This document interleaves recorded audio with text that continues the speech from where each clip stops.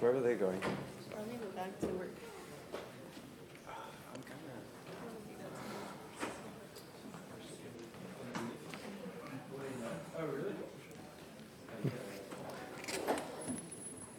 Thanks.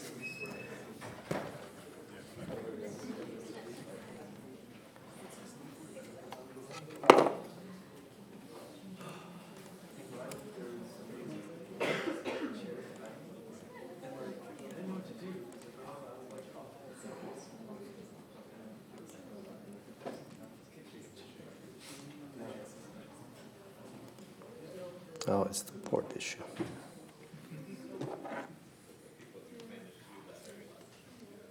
All right, well, I don't know where all the tender students are, but I think they don't know where the Sibley auditorium is, perhaps, or it's mostly my group.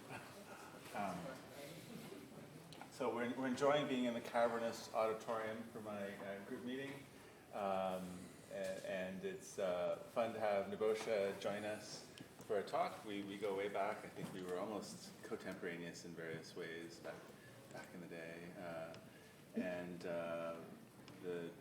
Much of the original exemplar or nearest neighbor-based methods were developed by him in earlier years, and I think now we're rediscovering the relation of these methods to deep learning and semantic segmentation.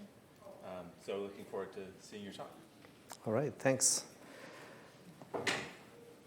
Okay, so I'll talk about land cover mapping as an application, which I think is very interesting for computer vision researchers, and it's understudied.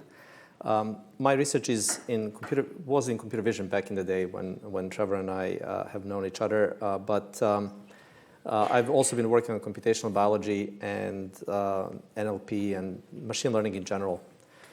Now, the land cover mapping is really, the idea there is to do semantic segmentation of aerial imagery, essentially. And back in grad school, I always thought that was an easy problem.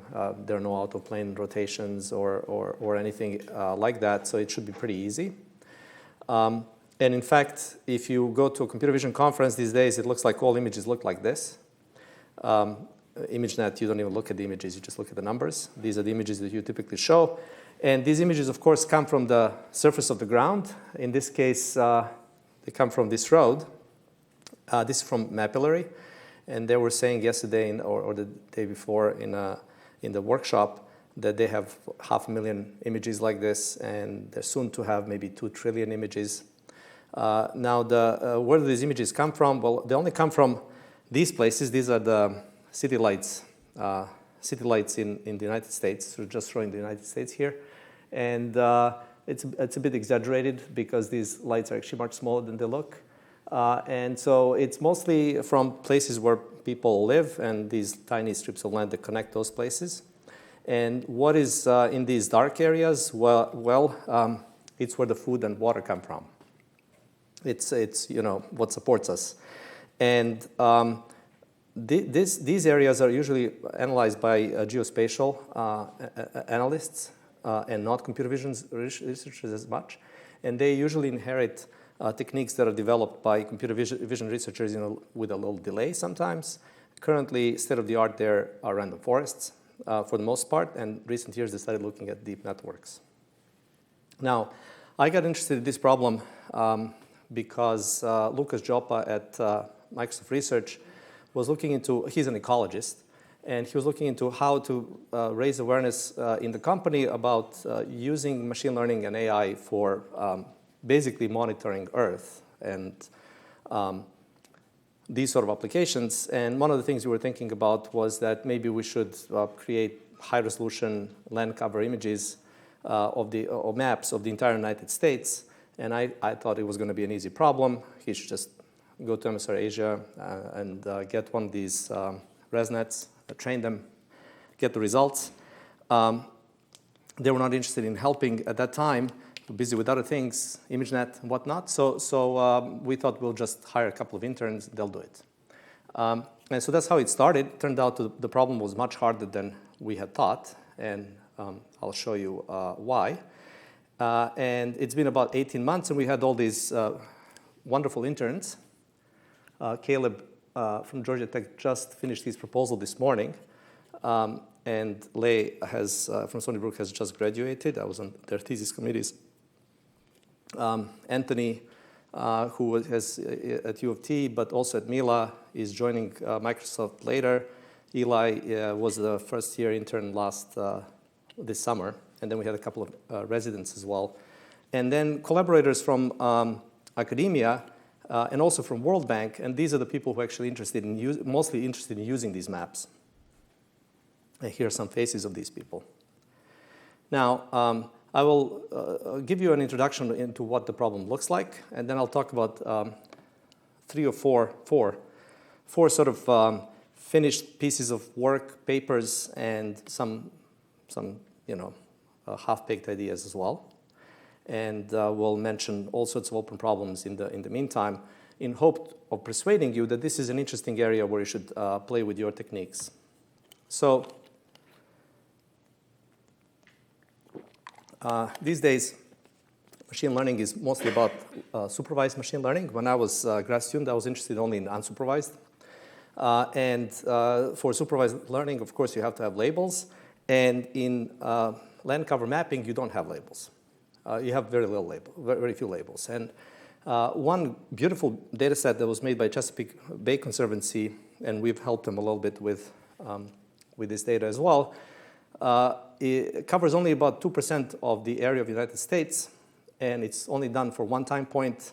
It took them 10 months to do it in a semi-manual manner. They spent over $1 million on it.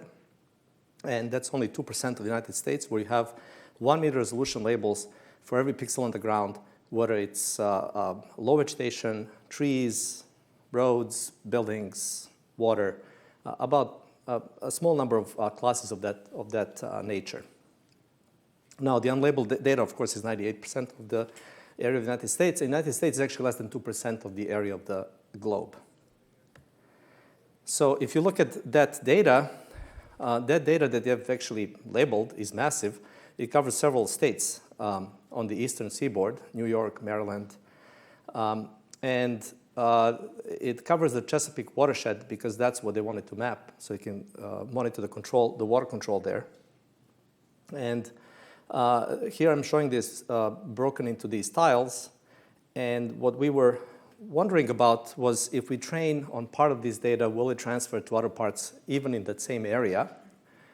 Because we of course wanted to map the entire United States, so we would need to know whether these things can transfer. So we broke the area into South and North Chesapeake, and we were using the South to play with our models, then test it in the North, and hopefully if it works in the North, then we can try and apply it to the entire United States. If you look at one of these 1,000 tiles, this is what it looks like. On the left, you see the RGB image. The imagery actually had IR as well. It was captured by airplanes and paid for by USDA. On the right are the labels that Chesapeake has created in 4 colors here. And for most of the talk, I'll talk about these 4 classes that they're most interested in, which are water, trees, low vegetation, and built or impervious surfaces. And you can kind of tell here which one is which in our color coding.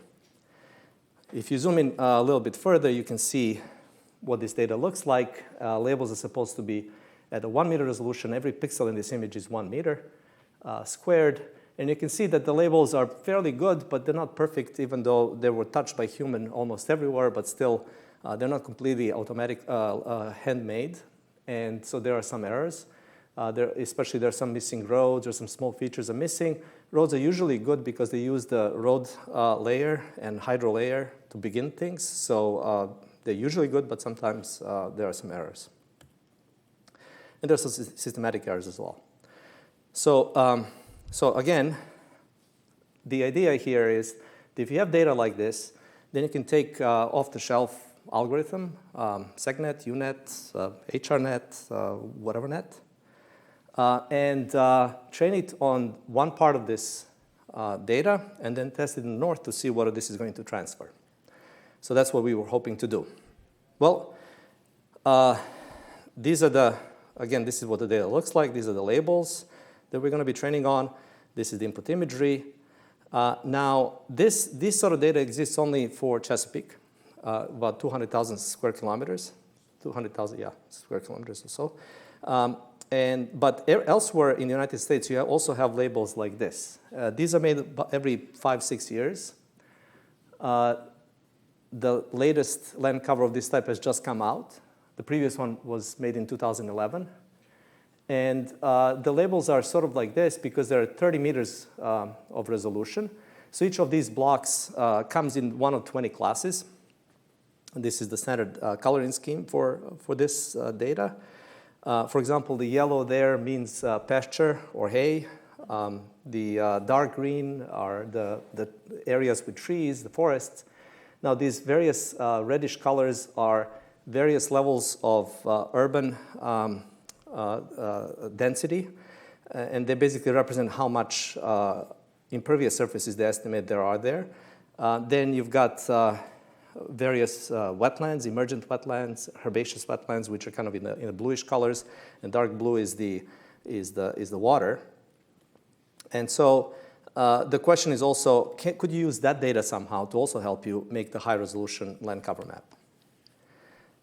In general, though, the input images come in various resolutions. NAPE is at 1 meter, but Landsat comes in 30 meters, but it has 8 channels. The label data is very sparse and usually at very low resolution. So you have these 30-meter blocks for the United States. Elsewhere in the world, you do have a product that's at 100-meter resolution.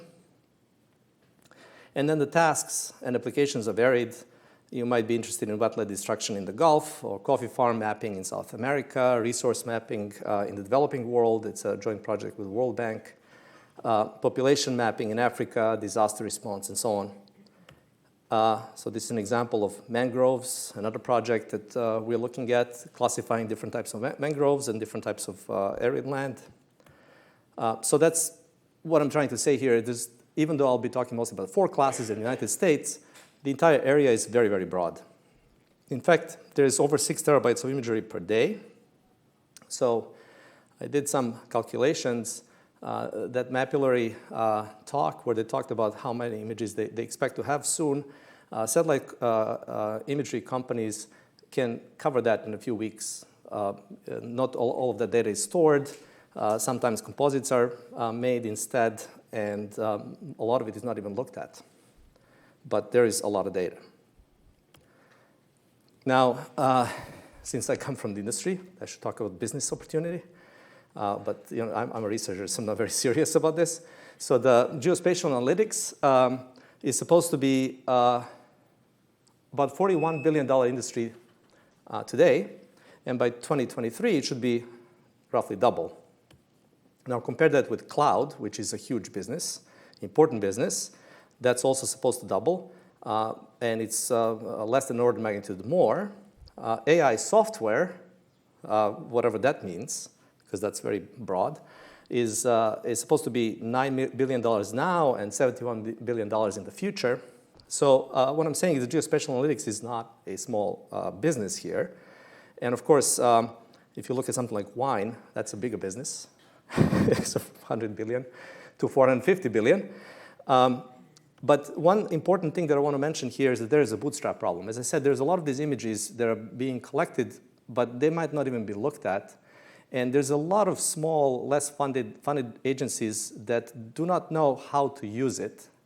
And they think that they might be able to use it, but it costs too much of an overhead to try because they have to hire GIS specialists. and they have to pay for the imagery and then try and see what it's useful for their purpose. And if it's not, then they're just wasting money, and so they often don't do anything. So my point is that that $86 billion number might actually be much bigger if the right tools are developed, because there will be an explosion of use. Maybe even individual citizens might be interested in it, like tracking what their loans are doing over time or whatever. Now back to this data. So we have this data. As I said, 2% of the area is labeled at high resolution. We do have low resolution labels everywhere in the United States. We would like to somehow create a suite of algorithms and techniques that are easy to use and would lower the cost of labeling dramatically. Now, the big issue, as I mentioned, is domain adaptation issues. Chesapeake area is very lush, very different from Arizona. And as I'll show you, even when you go from the South Chesapeake to North Chesapeake, there's a lot of difference. So because of the domain adaptation issues, that becomes an interesting area of interest for machine learning community, because you're not going to ever get enough labels. Things are going to change over time too, and I'll show you how much difference you can expect just from going from one year to the next. Just in intensity, just in what things look like, even if nothing has actually changed for real. And so I think it's a very interesting playground for a lot of things that we in this room are interested in. So the first thing that I'm going to talk about is label super resolution, because I'm not even showing you the results, but if I just train a UNet, which seems to work the best on this data, on the south of Chesapeake and test it on the north of Chesapeake, I get a very big drop in performance. So then the question is, could I somehow use the coarse labels to have greater coverage of all the areas of the United States and build a better model? And the idea there is that I do have this data, which is at 1 meter resolution. The input data is, if you have your regressor, where y is equal to f of x, f is your neural network. The x is at 1 meter resolution, and I would like to create y also at 1 meter resolution. So for every pixel, I want to label it as water, forest, field, or built. But I only have this sort of data to play with, this sort of guidance to play with, very low resolution guidance. So can we train a model to make high resolution predictions using only low resolution labels? In other words, I have 1 meter imagery, and I have 30 meter land cover labels shown here in reddish colors, and I want to create these high resolution images. And the sort of logical approach actually worked here, which is we will use our UNet, and we will make the architecture that will predict for every pixel what it is at the 1 meter resolution, these 4 classes. But instead of training it directly on the cross entropy loss, which you would do if you had high resolution labels, we're going to say, well, we don't, but for every one of these little squares, we have some statistics. We know that, and these are actually even wrong a little bit because of the errors. I just wanted to show you that there are errors both in the modeling and in the actual ground truth. But this means that there is a low density of impervious surfaces. This is a higher density. And so if I know that, then I could say, well, what is my network predicting? And is it high density or low density of these labels? Am I seeing things that I'm not supposed to see? So I can compute the KL distance between the expected distribution of the labels inside the block and the actual observed distribution and backpropagate that.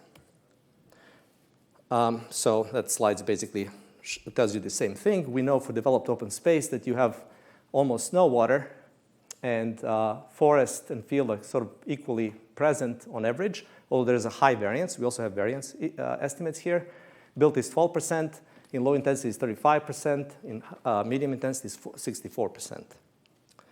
So that we got from calibrating on the Chesapeake area where we had the labels. It turns out that depending on how you build the model, it can be fairly robust to this. So the labels themselves come with statistical descriptions like this, but they're coarser.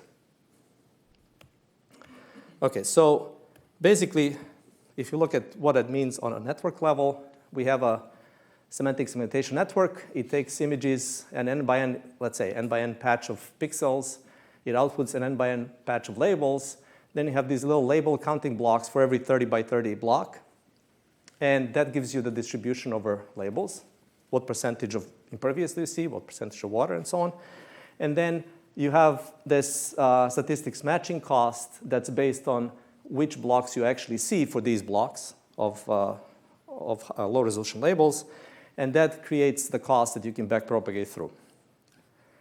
So then once you're done with this, you could just get rid of that part of the network and feed new images through the semantic segmentation network. And hopefully, they give you high-resolution labels. So in other words, you have basically, this is the same picture again that I've shown you before, and slightly differently shown. I've got the image there. I've got this very coarse labeling of the image, which I consider to be statistical labeling of the pixels inside the block. And if I show that same labeling in terms of my colors, where I simply average the colors based on the percentage of their occurrence in the block, the expected occurrence in the block, then this is really the picture that I have. What I'm using, brown for the impervious, light green for fields, and dark green for forests. So then my labels are saying that this is mostly a field here, but sort of in the middle it's mostly forest. And then in between there's this mix. So the question is, can I build a model that is going to build a high-resolution version of this? And the answer is, of course, yes. So I'm showing you now what happens after a few iterations of learning, and you start to super resolve these labels until you get something at the 1 meter resolution. And again, this is what you actually start with. This is what you end up with. It also works on pathology images. You can see the details in the iClear paper. Now, given that, we can now say, well, let's train our model using cross entropy loss wherever we do have high resolution labels, and also super resolution loss in other parts of the United States. And so we try to do something relatively fast, which is to have half the data with high resolution. And yeah. I had a quick question. What's the intuition behind this blockwise statistics working better than like changing the coarse grain annotation to just fine annotation? Just getting new annotations? Just it over, yeah. So if it's one big block of 4x4, yeah. Why not just label, do densely supervised loss essentially? Oh, you mean just use it as it was? Yeah, it doesn't work as well. You mean just use these labels as they were your labels and pretend that every one of these pixels in the whole block was that thing. And you still get because this when you compare the distributions, then you end up insisting on sharp predictions. So the KL distance comparison ends up making the model try to find sharp assignment of pixels to labels rather than just a coarse prediction. So you get, I don't have that slide showing that, but you don't get results like that. You don't get the sharp segmentations. So yeah, so the idea was we're going to take some data is going to have this we can use the cross entropy, the usual cross entropy cost. For some data we can't because we have only these type of these type of labels, and we'll use we'll sample patches randomly from the United States or whatever we have, but we'll sample more Chesapeake so we can have a lot of high resolution data as well, so you can maybe guide the model to find some fine features, because back then we thought that studying the high resolution data will also allow the models to learn something about distribution of the labels themselves, like the roads are long, the rivers are long, and things like that. And so then basically you train on both, and you end up making the single unit for the entire United States. And once you've done with the training, just the inference took 10 days on 40 GPUs.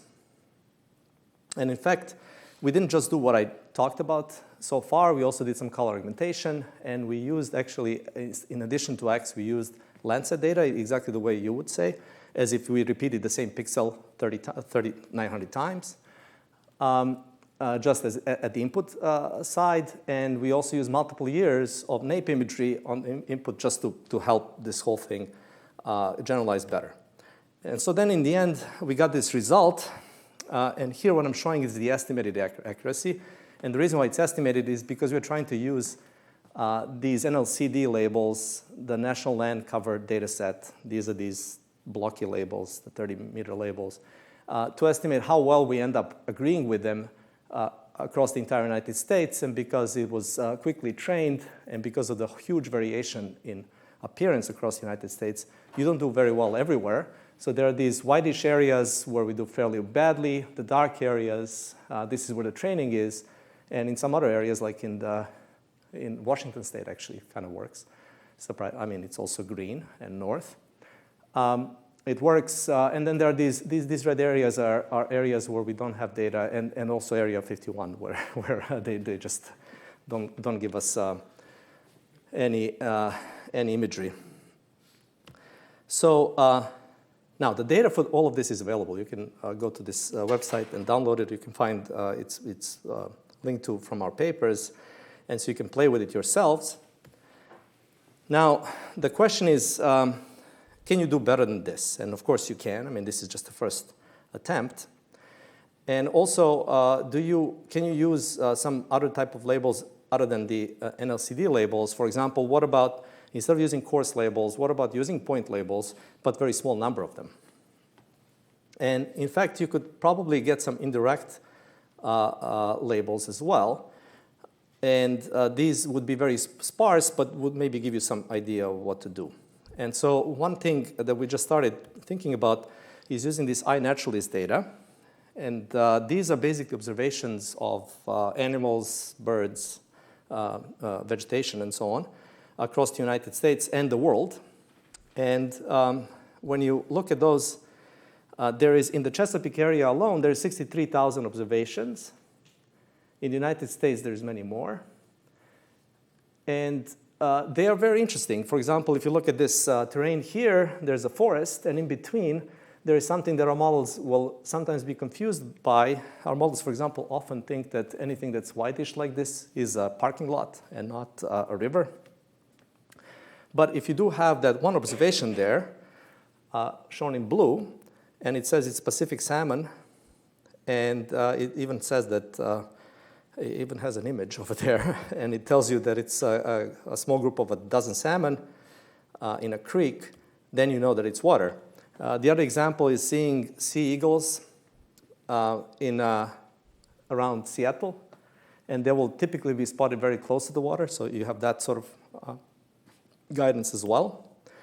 And so then if you look at this whole data, it's pretty rich because you've got things like different types of plants, which can tell you whether you're in a wetland or a forest and so on. The whole data is actually in sort of a phylogenetic tree, so you know which species are related and so on. So I think it's actually a treasure trove of data to look at.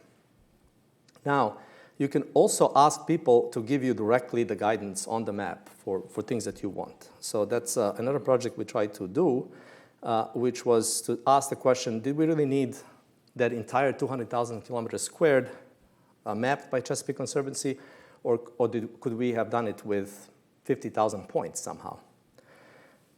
And so we refer to that as a hybrid intelligence approach to land cover mapping because humans are involved in creating these models, but not data scientists, not machine learning researchers, but just ordinary citizens interested in the science, or Mechanical Turk crowdsourced labor as what we've actually tried in this paper. So what we can do is to ask humans to label thousands of points maybe, and adopt model by retraining the last scale layers of network. It's a straightforward idea. We did try some other ideas too, like dropout configuration search. So basically, when people give you a bunch of points, you can just do random dropouts many times and pick the one that configuration that agrees with their points. The other thing we tried is to directly model the group norm parameters just change the group norm parameters so you can make correlated changes across the entire network. Turned out retraining glass scale layers works the best. And the question was, if we also retrain the model on the fly as the labelers are using it and show the results to them, then maybe this can further increase sample efficiency as humans actually find better points to label rather than the typical crowdsourcing approach where your active learning algorithm decides what should be labeled and asks the human to tell you what it is. And so we made this user interface, which started sort of more as a debugging tool, but then ended up being this. And in this user interface, you can go and study the map, which is unlabeled at the moment. You can click anywhere and see what the classification currently is with whatever model you have. In this particular case, we trained it on Maryland and then tested in New York. So the reason why you have to click before you get any results back is because it would take a while to run the UNet on the entire area, so people have to choose where they want to see it. And then when you click on it, you can see that there are some errors. And you can do that by changing the transparency of these two maps. And you'll find out that some parts of the road are missing, that almost everything is classified as field, even though there are some trees there. And so then the user can go on the right here and choose one of the labels and start clicking on a few points saying these are the examples of that label. So in this case, I think the first thing that's going to happen is that the user clicks on a few examples of trees. And then once that happens, they can retrain and immediately see what the change is. Now, once that thing happens, if they wanted to see how this affects the predictions outside of this latest block where they click, they would have to click again. And so this video that we're showing here is actually the video that we showed Mechanical Turk users before they started. It's a few minutes, and then they watch this, and then they start working. And so now you basically, it's self-evident what's happening here. And things are slowly starting to get better. You have this whack-a-mole effect where the rows that used to be predicted well are now gone. And so in this case, the user first wants to fix this little edge and say it's a field. And then afterwards, they're going to go and fix the road. And then after a little while, this starts getting better and better. So then we set this up so that every user works on 4 different areas in New York. These are 84 kilometer squared areas. And they have 15 minutes for every one of these areas, and then they move on.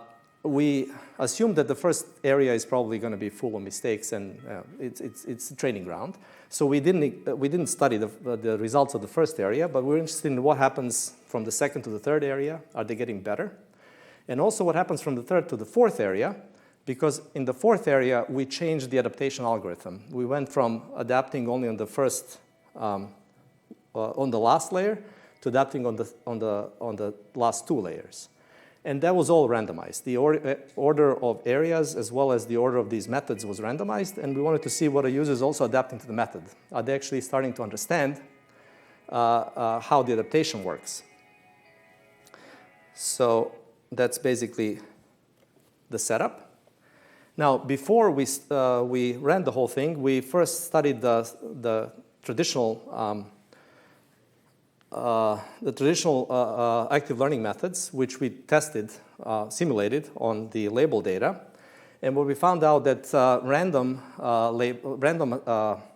choice of the random query method, random choice of things that we want users to label, was basically better than most of the standard approaches in active learning. So for example, entropy method, where you choose only the points where the model is most uncertain, or min margin, where you choose the model point where the maximum probability of the best for the best label has a small difference to the probability of the next best label.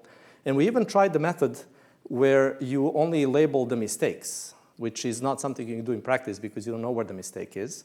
But even that method actually was doing pretty badly. And this is something that's actually understood in active learning field, that it's actually kind of hard to beat the random query method. And then we've also tried these different adaptation methods, dropout, group norm, and so on. Decided in the end to just do the last k layers because it worked just as well as everything else, or better, and was faster. And then we did this with 50 mechanical Turkers. They always start with the model pre-trained in Maryland. After each of the area they work on, the model would be reset. They start over. And the first 3 tasks, they used one adaptation method, and the fourth, the other, in randomized order.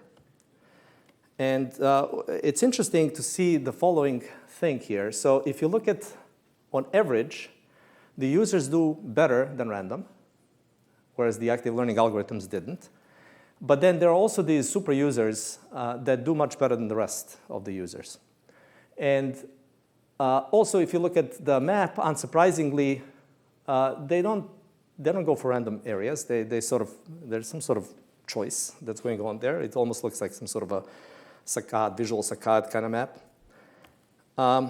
And the whole thing, our estimate is that whereas the Chesapeake took 10 months to do this, Chesapeake Conservancy, these users could actually do this, should be able to do this, the best users at least, in 925 hours at roughly the same accuracy. And the thing is that there is the skill differentiation that I mentioned, that of the top 25 top users on the second task, 17 are also in the top 25 in the third task. And then there's this correlation that breaks in the fourth area. So once you change the adaptation method on them, they start performing poorly. And they don't actually know that. What they do realize that the method has changed. They commented that in the exit interview. But they didn't realize which of the 2 methods was better.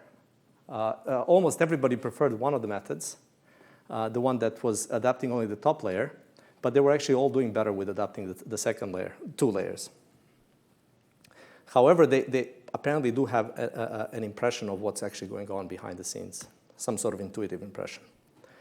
Currently, we're running a trial with the World Bank where the local government in Ho Chi Minh City is labeling several years of their data there with that same interface.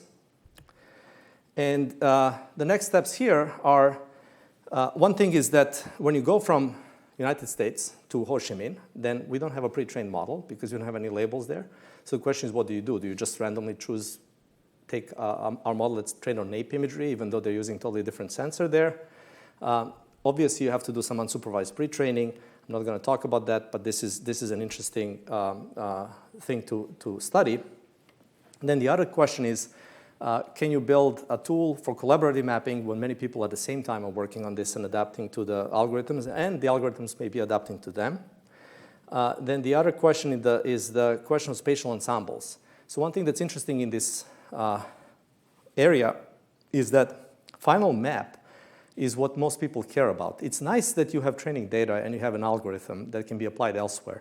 But the map itself is useful. It isn't the map that is only useful for a moment for one person. It is a map that stays there for posterity and is studied by lots of different agencies.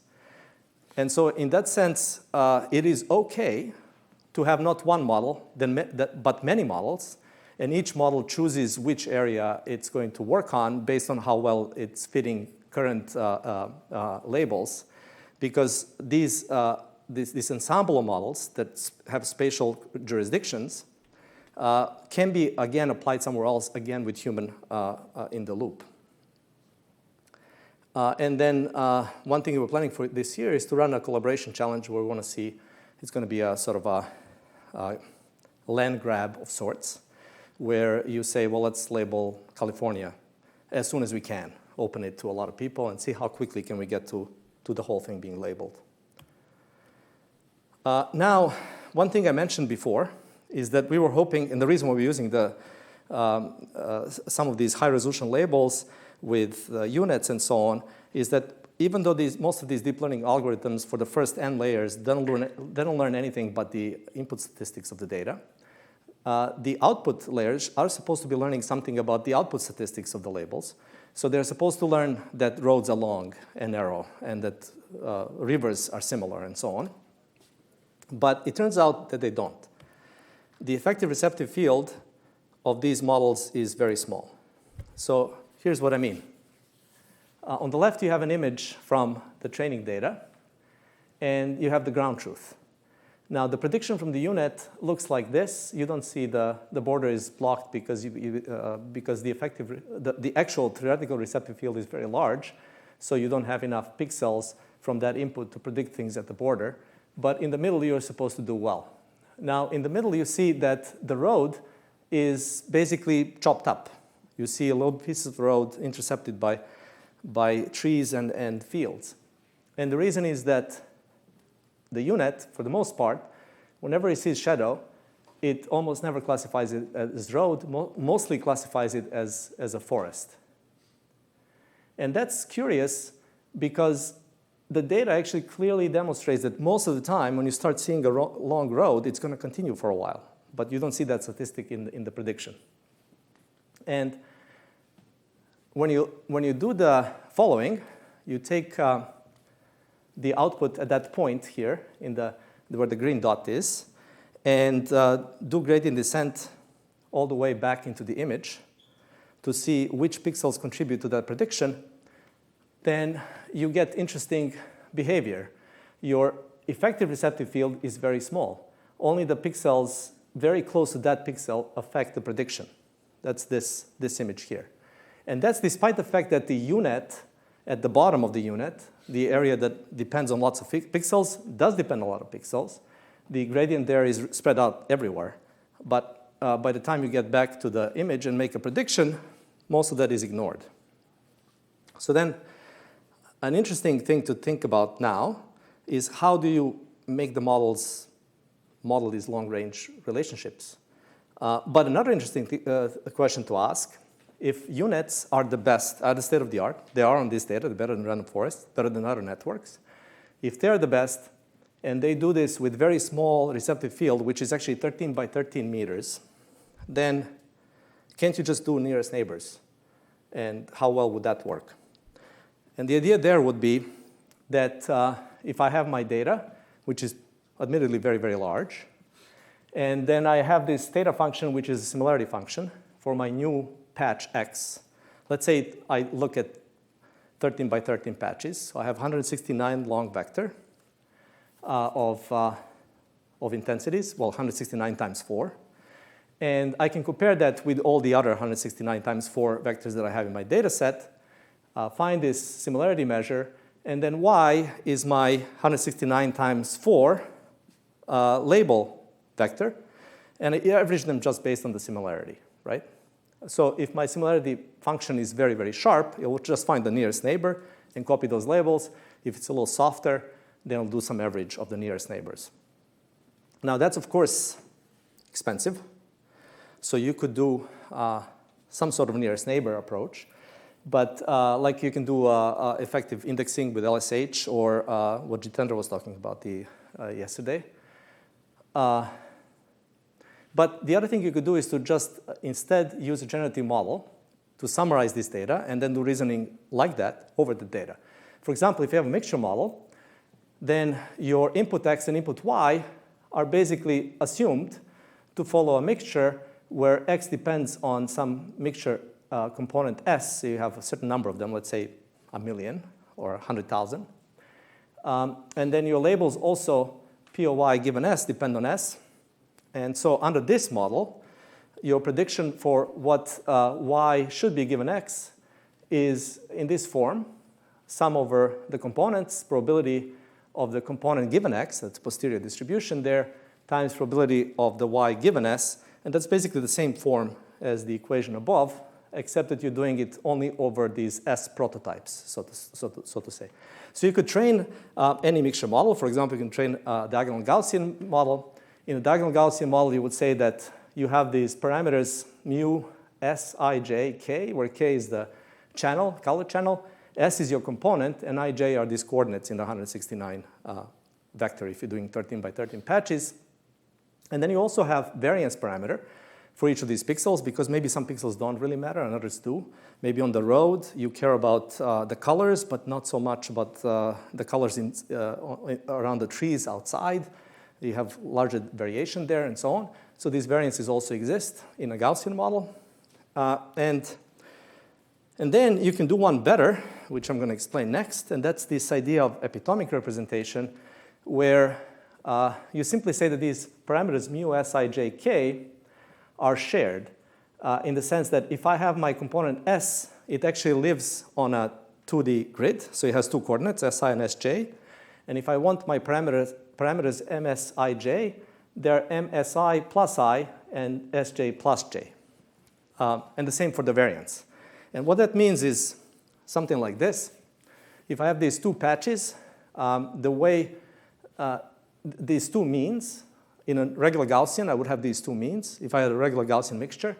But in this representation, they live on the same plane and they overlap, so that this part of one patch corresponds to another part of another patch.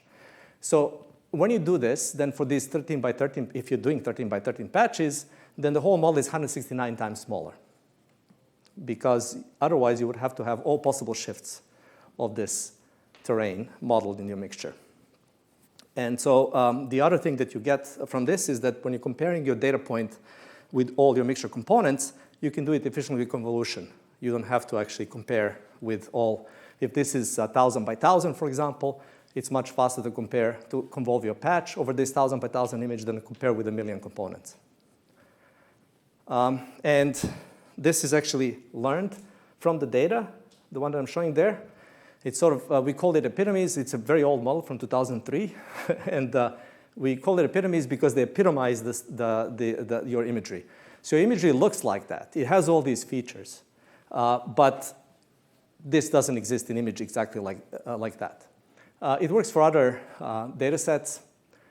We used it also for pathology imagery. And in epitomes, you'll often see these circular structures.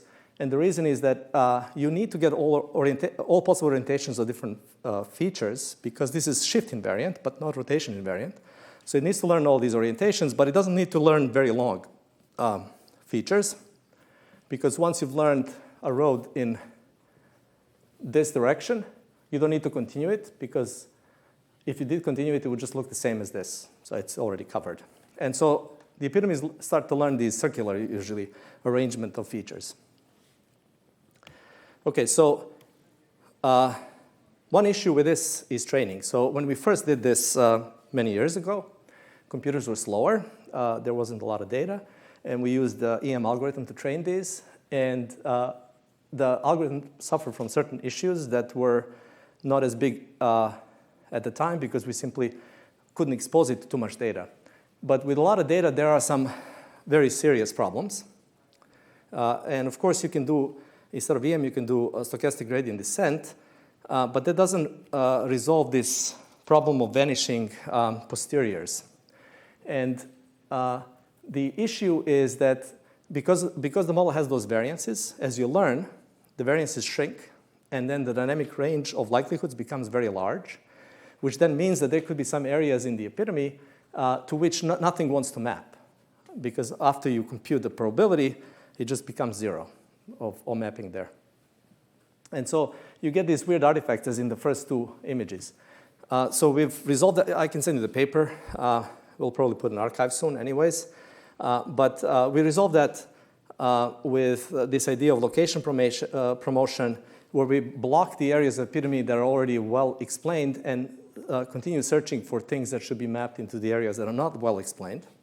So then in that case, you get these better looking and better covering epitomes. And then the other problem is that if you train using the log likelihood criterion, and this is important because it will, it also tells you what the problem was with the unit, what the units was. If you're training on all the data with equal weight, total likelihood or average likelihood, then everything has to be, on average, things have to be well captured. And most of the imagery, most of the patches is smooth. So then you're just going to learn very smooth epitomes. So instead, what we do is we train on the lowest 25th percentile of your data. So the average on the lower 25th percentile of the data is our criterion, so that you basically force the model to learn diversified version of the epitomes, and then you learn more of these patterns. So this is what you would learn from Chesapeake data if you just use the original approach with location promotion so that you don't lose pieces of the epitomes. It's very watery, blurry world, but with diversification you get much better results. Okay, so then you can do the following. You can train using the south data, and this is these are 8 500 by 500 epitomes, so they're not very large at all. And the way they were trained is that we first trained the first epitome on the upper left, and then with whatever didn't match well, we trained another epitome. So it's sort of a diversification, not just within one, but also kind of keep adding new ones to avoid numerical issues. And after a little while, you could even start dropping the early ones because the new ones start covering more and more of the data. And then once you're done with that, you can now map all the labels onto these epitomes, and you can use this now as your summary of what the world looks like in Chesapeake. Now, we could have also trained these two sides jointly, but we didn't, just to see how well we can expect the unsupervised pre-training to work, because this is all completely unsupervised, and you can just then later copy whatever labels you have onto this. And presumably, you can do it with many fewer labels now, because you need to label this stuff, not 150,000 kilometers squared. And what happened then is that after training the south and testing on the north, we actually got 20% improvement over units. And the reason is this diversification training. So after training the way we did, everything you see in the south is fairly well represented in these epitomes. Well, it turns out that there are certain forests that are not very frequent in the south. They do exist in the south, but not very frequent. They're very frequent in the north, and most of the 20% is because of that. So there are certain areas of these epitomes that are not very frequently hit by the data in the south, but we find it anyways. So maybe UNets could benefit from this as well. We haven't tested that yet, but that's one of the nice things about these approaches is that actually you can interpret this. I don't have, I think, in this slide this, but you can actually look at the distribution over the labels distribution over the features in the south and in the north, and you can clearly see the difference, that certain areas are more frequent in the north than in the south. In the south, it's relatively uniformly hit, but in the north, it's not. So you could directly see that domain shift.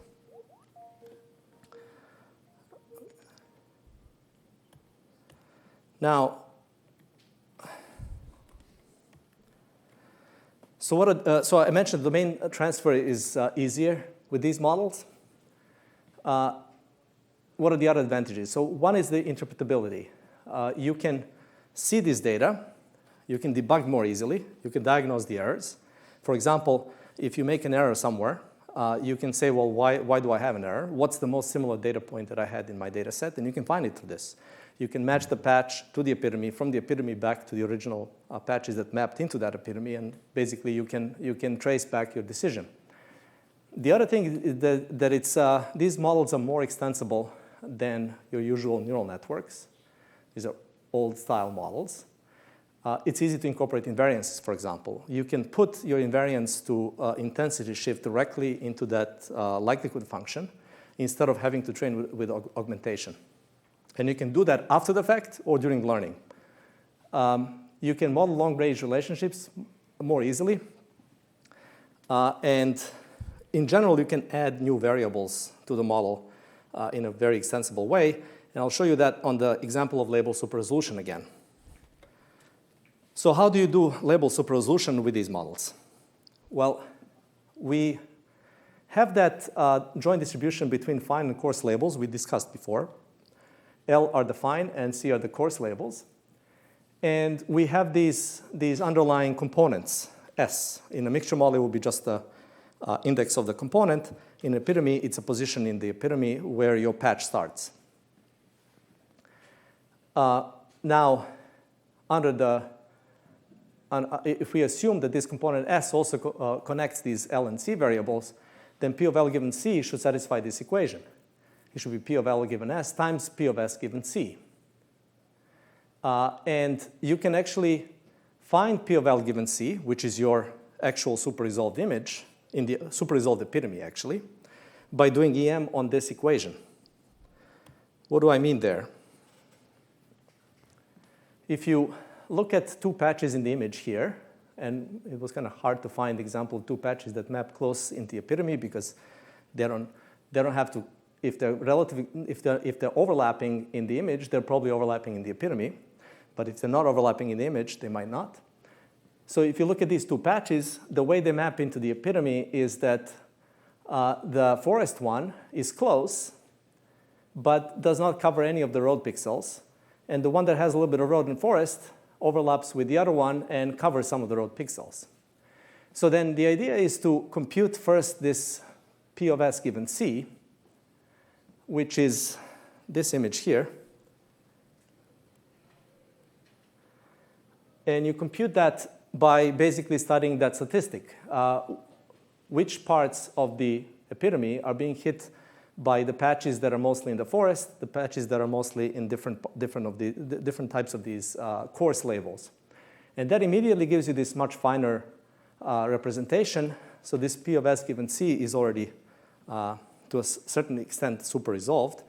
And then the next thing you do is you run the EM on this algorithm to find this thing, P of L given S, which is for every pixel in the epitome, you find what the label, what most likely label is, so that you can match the joint distribution over the labels, fine and coarse labels. Now, the interesting thing about this is that if you're doing this with a regular mixture, then you have to model this on the level of individual components, the whole 169 vectors. But in the epitome, you can actually reason on the level of pixels, so you can get the super resolved image. Now, if you want to do super resolution with these sort of images, then another thing to note is that all of this is based on self-similarity. The reason why it works is that you have similar patterns repeating everywhere. Now, self-similarity is higher locally. So patches in this image are more similar to each other than if I went 100 kilometers further away. And so it is possible, sometimes you get better results on super resolution if you don't even use the whole data.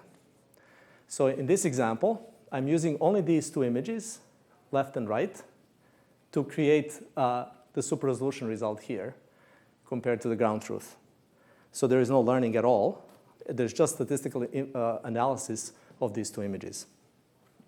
And you could see how you could do this. You could take this image, compute the epitome of it, then do the same thing that I talked about in the previous slide, and you'll get that result. But you can even be lazy and say, I'm just going to use that image itself as its own epitome with just suitably chosen variance parameters to be uniform across the image, but high enough so that there's some sort of generalization happening. And then your NLCD re-embedding that I mentioned before, your P of S given C becomes like that, and your super resolution becomes like that too. Now, it turns out that using this approach, you can actually get a certain distance towards modeling change as well. So I don't know how well this is visible, but the image at the top and the image at the bottom are actually taken from the same area, but they were taken by airplanes, and these are composites, so you get all these artifacts in the top image and not at the bottom.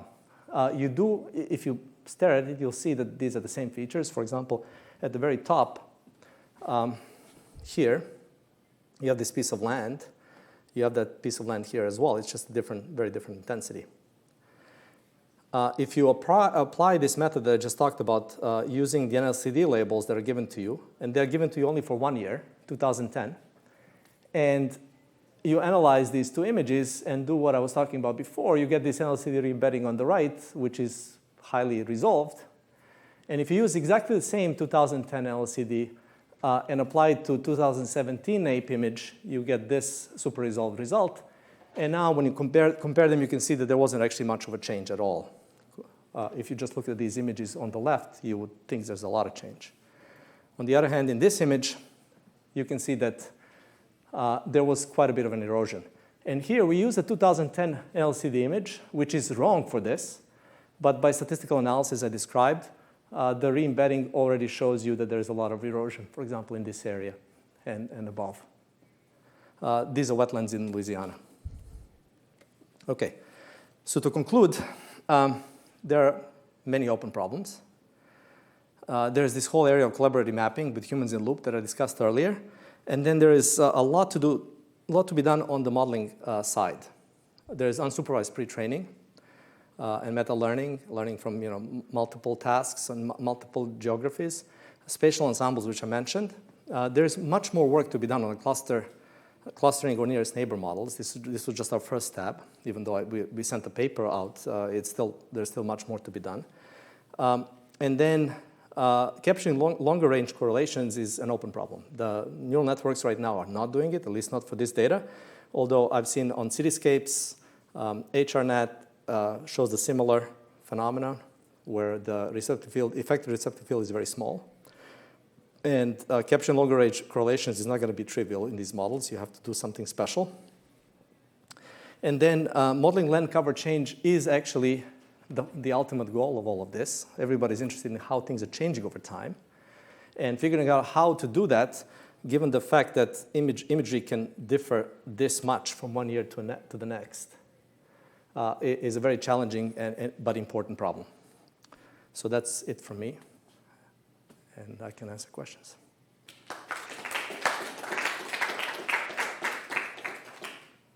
We have one-on-one meetings, but we also have a few questions if anyone wants to fire anything up at this point. So it seems like the epitome gives sort of addresses class imbalance and domain shift. Is that one way of thinking about it? If you train it with that diversification. That's one way to think about this. The other way to think about this is that the epitomes are not supposed to do anything better than just matching little patches because that's what they're built for, but units don't do either. It's another thing. So either you can enrich epitomes with long-range relationships, which we have done at some point for other applications, or you have to figure out how to make these segmentation networks reason over distances, which they're not, even though they're looking at a whole 500 by 500 image and have 92 by 92 receptive field, they're still only looking at the local. I feel like I've seen some other, I can't remember where, analysis of how long-range FCNs are. Yeah. So Rich Zemmel's group had the. We don't need to. Yeah. Maybe we do. But I didn't see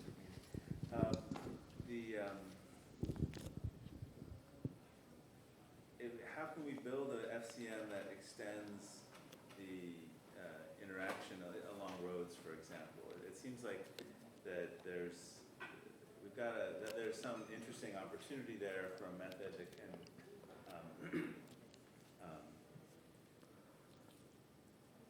have maybe some sort of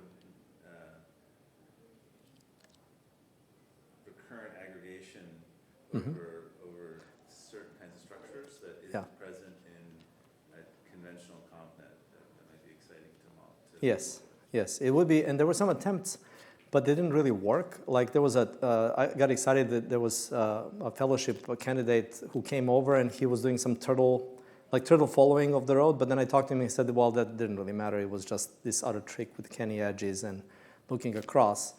And then there is. But like, how do we build old-fashioned road, line following right. or curve aggregation Yes. from the 90s or the whatever into a deep model? So right. That, so one linear structure should be preferential. Right. Yeah. So one simple thing. Well, there was a Yima's work where he's actually modeling endpoints of lines and so on, but that's only for lines, right? But there is the way we did this with the epitomes in the past was to say, well, local textures, local patches are actually enough to explain a lot about the image, because if you understand all patches, then you can quilt them into a larger area, and then at some point it breaks. But if you can somehow learn that if you have a road like this here, there's a very high probability you're going to have a road like that there, then that quilting is going to connect those areas. So then you can have a small number of these long-range relationships, and then that explains the scene. And so we have done that with modeling illumination changes across the face.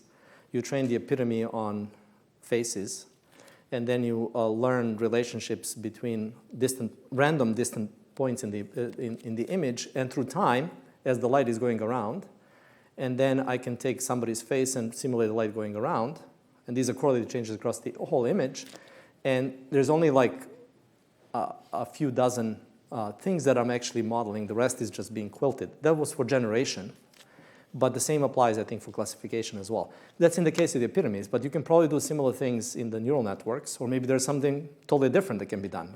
I don't know. Anyone else have a comment?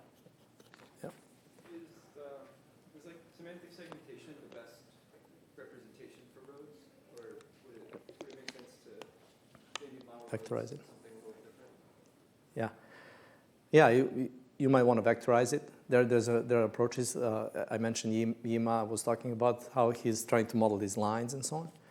But roads are just one example, because rivers are not are snaky. They're not straight, but they're still connected. And then next to the roads, you have buildings. And if you have a road like this, then a certain distance from the road, you're likely to have buildings. And then buildings have sharp corners. None of these networks actually learned that the buildings have sharp corners, which is surprising. And so there's lots and lots of relationships like this that, in general, networks don't learn. Part of the reason probably is that they don't have to learn. So recently there was actually a lot of research on that, like BAGNet. I don't know if you guys have seen from iClear, where they've shown that you can have pretty much the same classification accuracy on ImageNet, even though you do not allow any communication between features from different areas.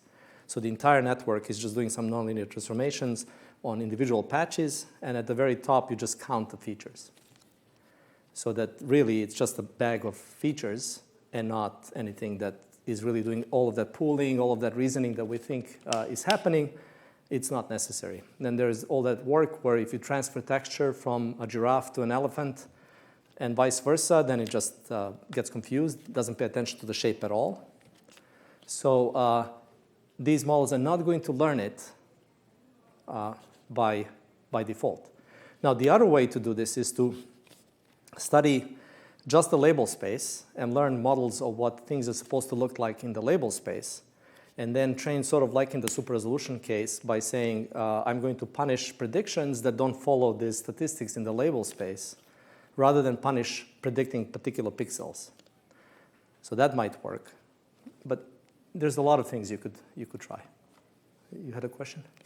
Yeah, do you have access to hyperspectral camera data? Yes. Like RGBI, I think maybe spectral reflector. Yeah, all of this was RGBI. Okay. All of it was. And that's the other thing. It doesn't work better than RGB for the most part. Okay. And but there are some other, Landsat has even more channels, and that helps, but again, not necessarily that much. The thing is, when you look at the images, you know what's there. Even if it's 500 by 500, you don't need, even if it's gray level, you know, right? But Yeah, you showed a lot of error, like you misclassified a road into maybe a forest, but I think like the spectral reflectance of a road and forest would be very different. yeah, it's, the problem is that the shadow actually changes the temperature. So you again have a problem. And yeah, we use the IR, and it doesn't necessarily work. And the other thing that was frustrating to me when I started with UNets was that none of these techniques can actually, well, that's why we did the UNets, but none of these original networks that don't have skip connections can learn identity. So they can't even learn, so you're talking about spectral properties. So there's one thing called vegetation index in GIS community. And what they do is they take the red channel, subtract from it the IR channel, and divide by the sum of the red and IR. So R minus I over R plus I.